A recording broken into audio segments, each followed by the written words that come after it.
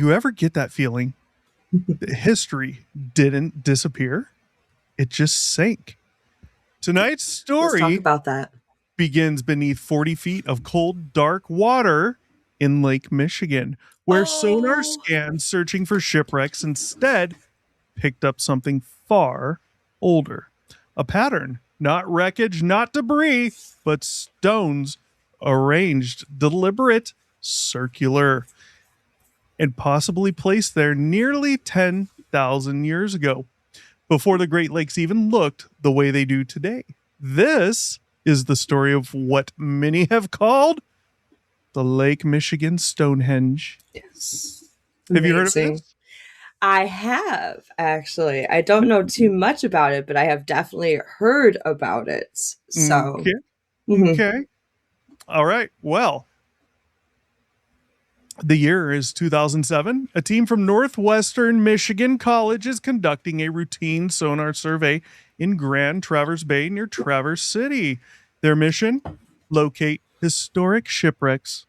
But sonar doesn't just see ships, it maps the lake bed. And that's when they saw it, a circular formation, large stones arranged in alignment, too organized to ignore. Diver investigations confirmed these weren't random glacial drop stones. They appeared placed intentionally, measured spacing, linear alignments, and some forming what looked like a curved perimeter.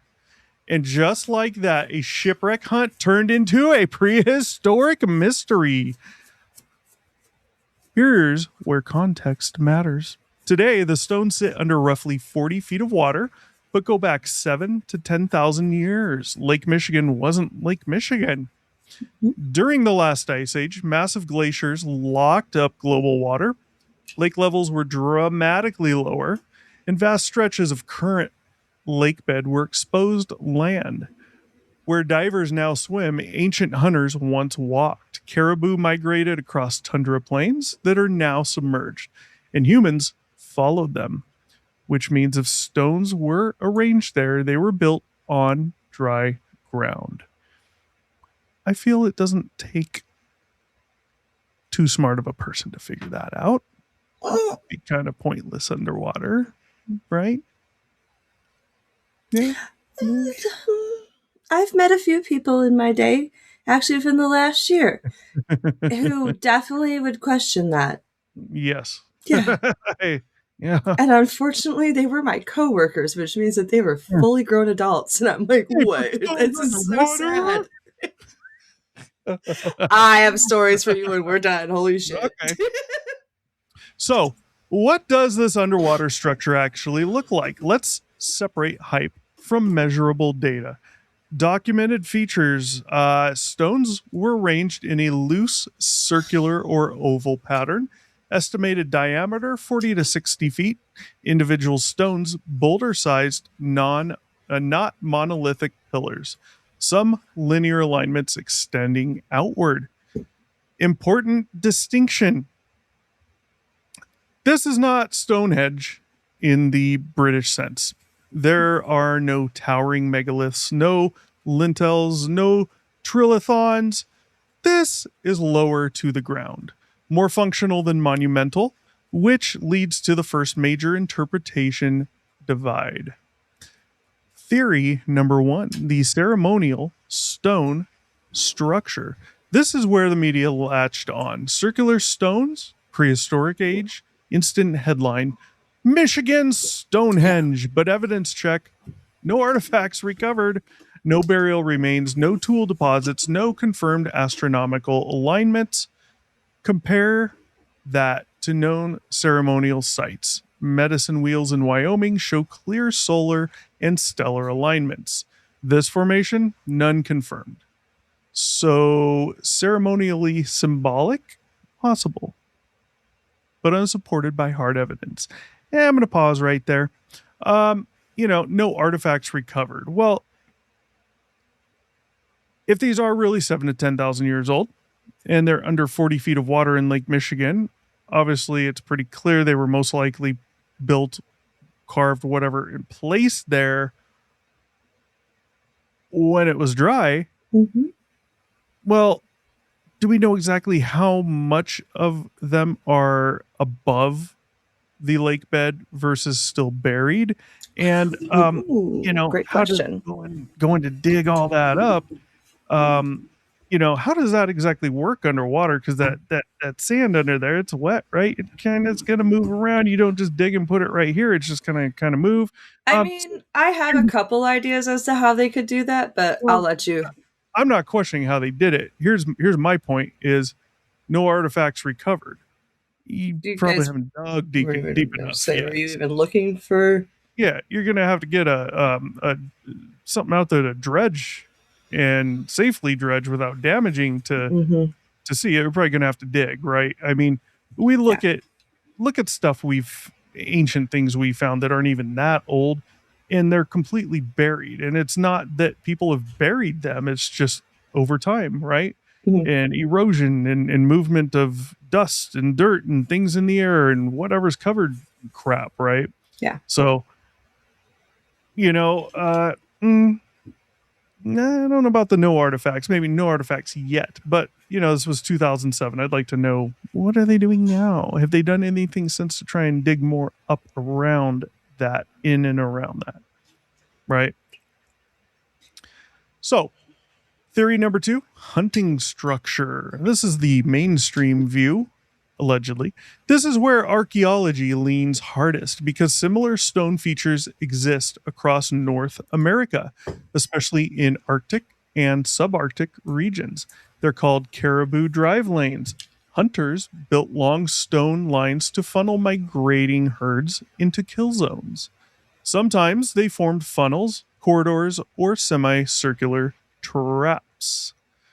Hmm. And guess what migrated through Ice Age Michigan? Caribou. Caribou! Massive Wow. herds, predictable seasonal routes. So the theory goes the Lake Michigan stones may have functioned as herd guiding barriers, hunting blinds, ambush corridors, not ceremonial but survival infrastructure, a prehistoric hunting machine. That would And be freaking cool. yeah, we're going to look at some pictures, but Yes, please. um, you know, when you see them set up, or you think of Stonehenge, if you add a little more into Stonehenge, and you kind of think of kind of trying to drive these herds through maybe a short distance of straight lined pillars so they go between them, they'll most likely corral themselves between them as they're moving. And then you got kind of the circular pattern where they can spread out a little bit. Imagine people just simply standing behind those stones as the caribou runs through and they're shunk, shunk, shunk, shunk. I mean, It's come like on. shooting fish in a barrel. Yeah, you could sit on top of them and do it. I mean, it'll only Yeah. take 2, 3 guys to lift people up there. I mean, they're probably way better at climbing on each other than we are, right? If Mm. you think about gymnastics, think about things you see where people do those like human pyramids. I mean, Oh, they for could have sure. probably done it in 2 seconds. you know, Yeah. get a Yeah. couple people up, form a quick ladder with 2, 3 people, and hey, you got a person on top of each and a person behind each. Mm. But the Mastodon carving. This is kind of cool.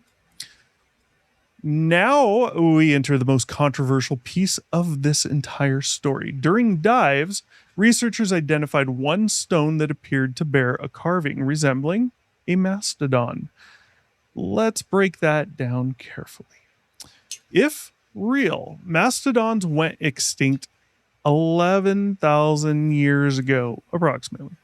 That would date the carving to the late Ice Age. It would confirm human presence in the region at that time, but the carving is heavily debated. Some archaeologists say it's natural erosion, glacial scraping, uh, pareidolia, the brain seeing patterns. That's pareidolia. No peer reviewed confirmation exists. So, as of now, intriguing but unproven. Mm. Why the site is secret. You can't visit it. You can't dive it. Coordinates are restricted. I mean, you could dive it, right? But Mm. you got to figure out where it's at. Yeah. Why? because submerged archaeological sites are extremely vulnerable.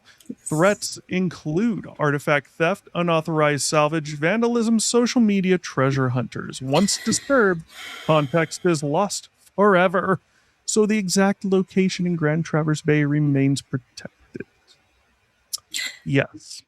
I hate I hate social media sometimes and the way it ruins places. Yeah.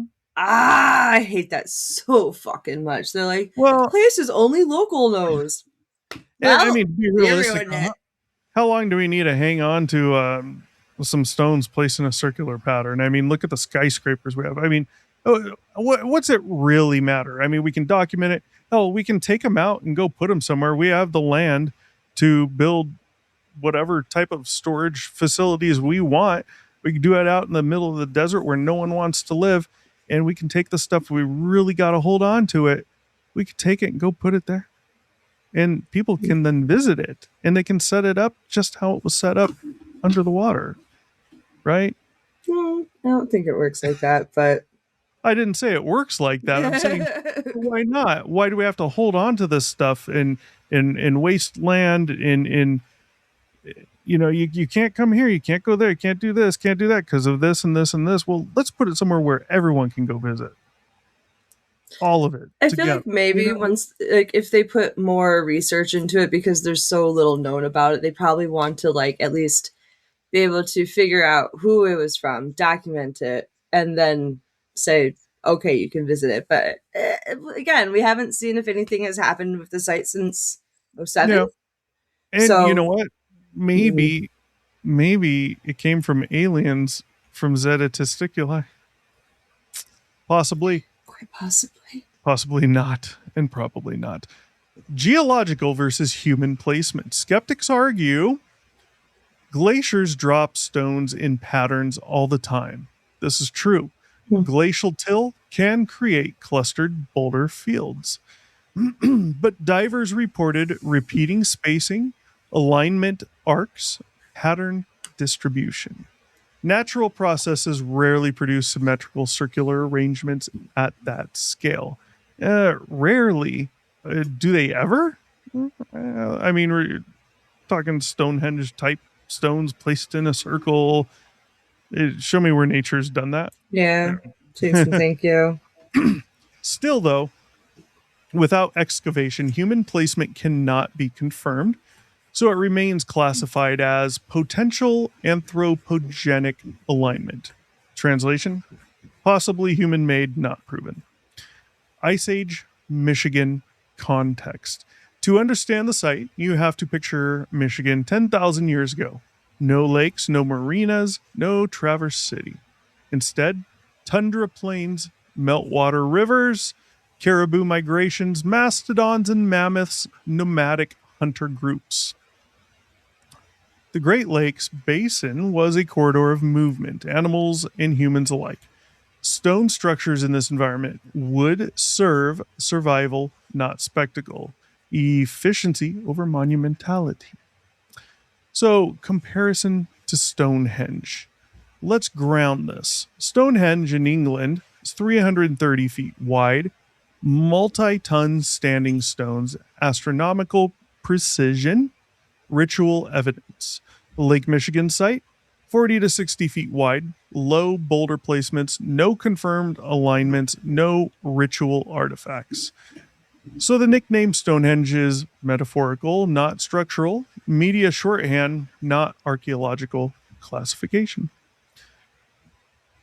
Other submerged Great Lakes finds. This isn't the only underwater archaeology in the region. Discoveries include ancient hunting camps, submerged forests, stone tools, paleo shoreline settlements.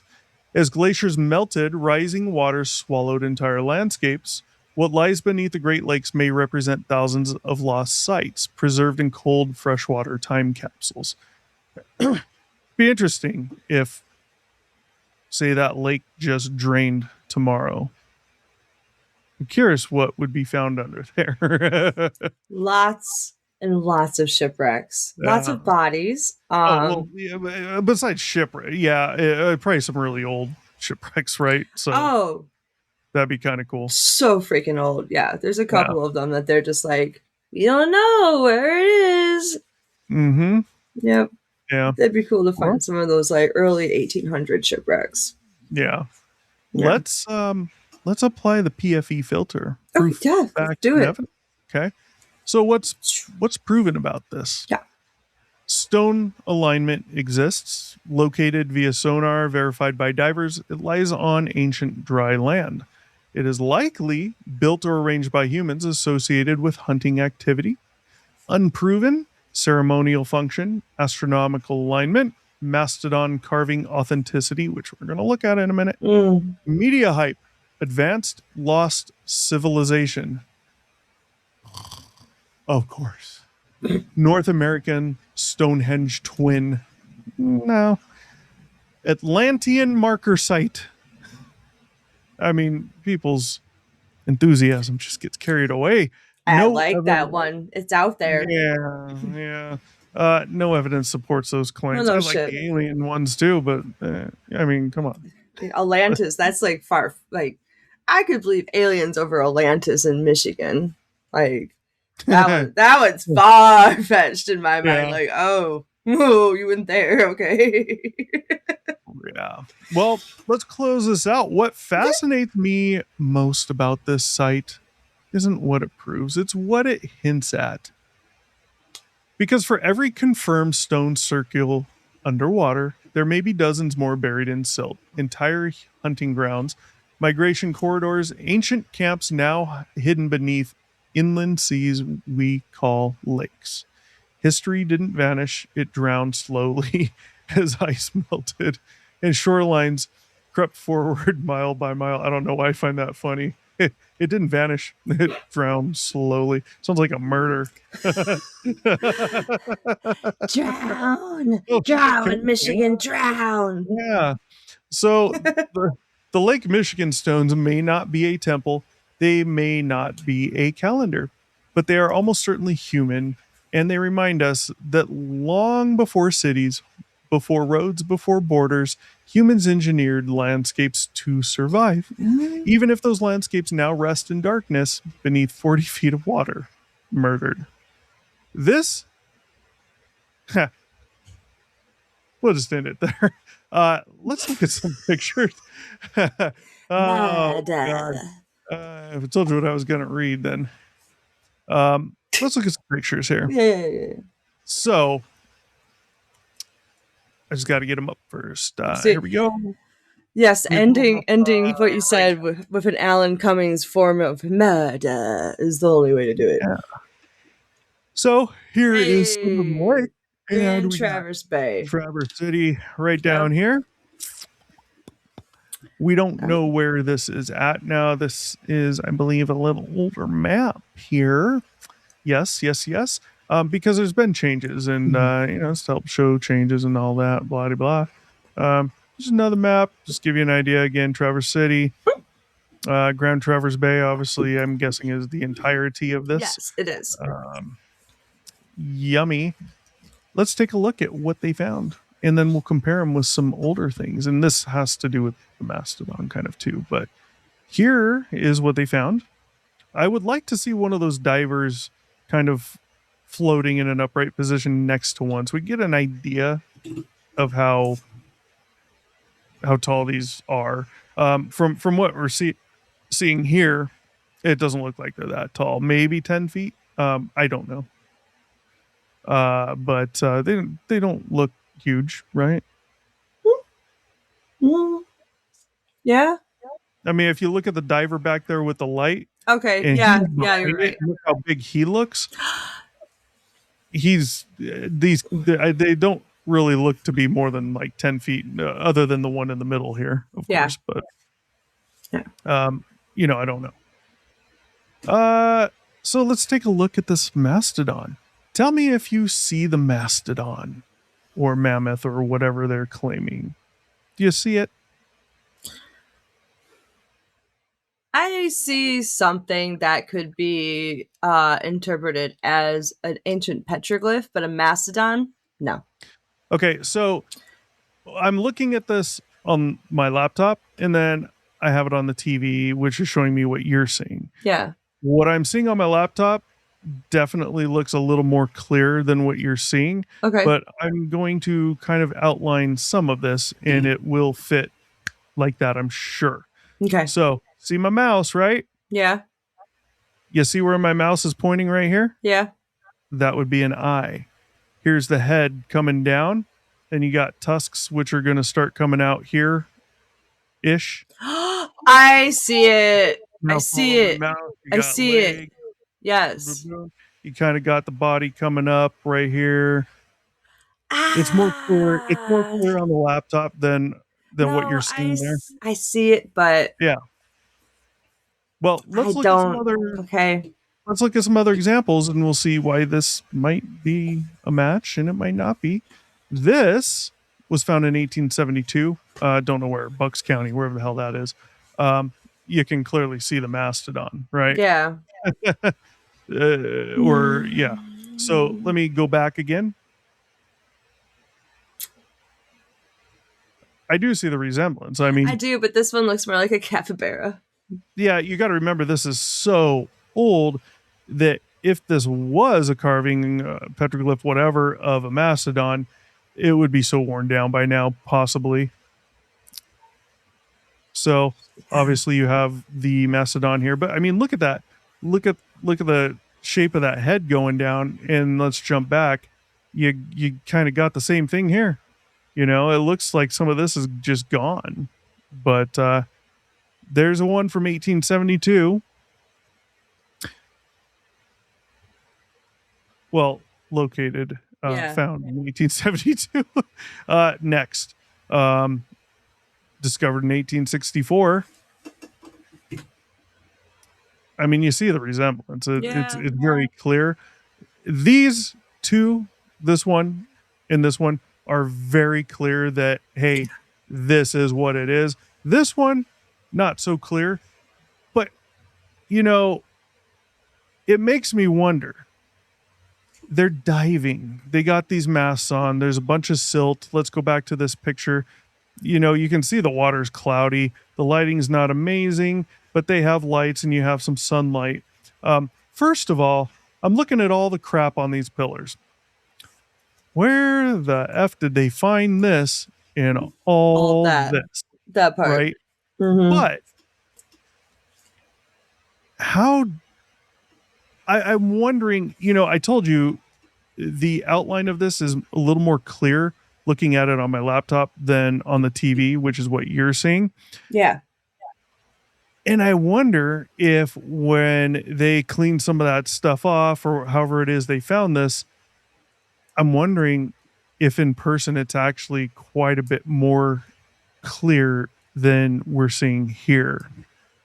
Who knows? But, you know, this is interesting because if this is a mastodon, I mean, what's that mean? We're talking people inhabiting 10 to 11 plus thousand years ago, sketching these things out. You know, it's not, these things are going extinct. And then 2,000 years later, someone's sketching this, you know, on a rock. Yeah. They're doing it in real time, things they see in their day. You know, people 2,000 years later, after extinction of these things, would they have known other than stories handed down? You know, you don't know, but it's interesting. You know, and this brings something up. We look through the pictures. Do you want to see any of these again? I'm good. Okay, so this, you know, that's interesting.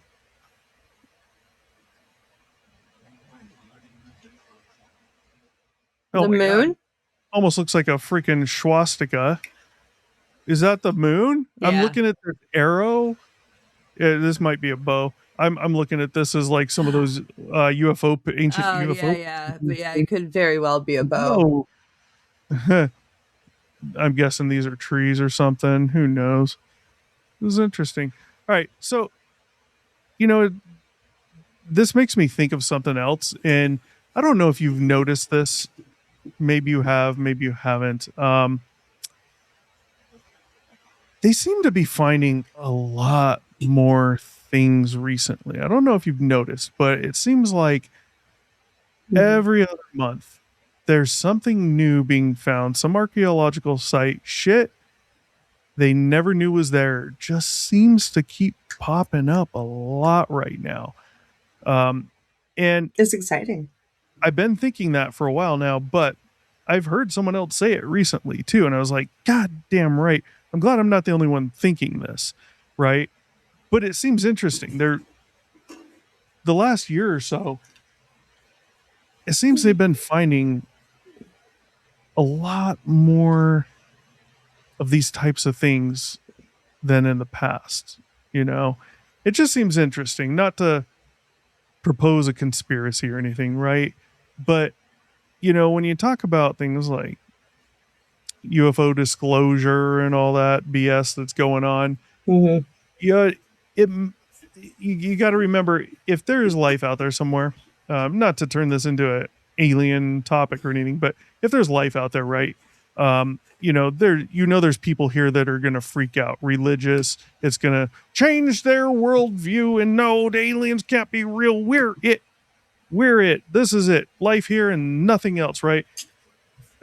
What if this is part of some slow disclosure, things they've already known and they're slowly releasing? And I'm not trying to start something. It's just interesting because we've seen a lot more coming out recently. It's weird. It's weird to me, but I don't know. What you got? What you got on this? Uh,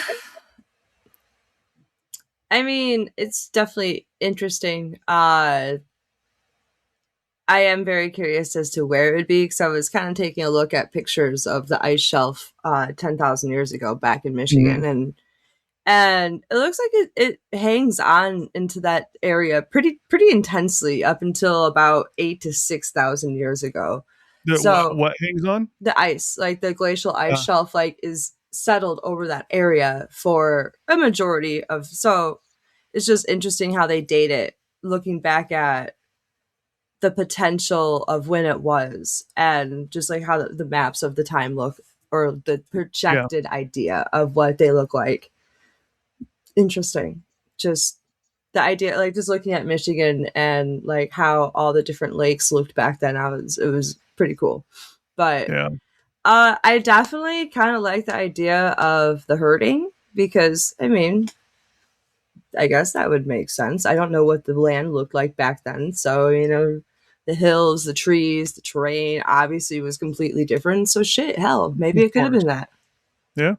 I like that idea, honestly. It I mean, it most likely was. Yeah, You know, I it, mean, it, it you know what I find interesting? They're setting those up just for like caribou runs so they can herd them mhm, through, funnel them.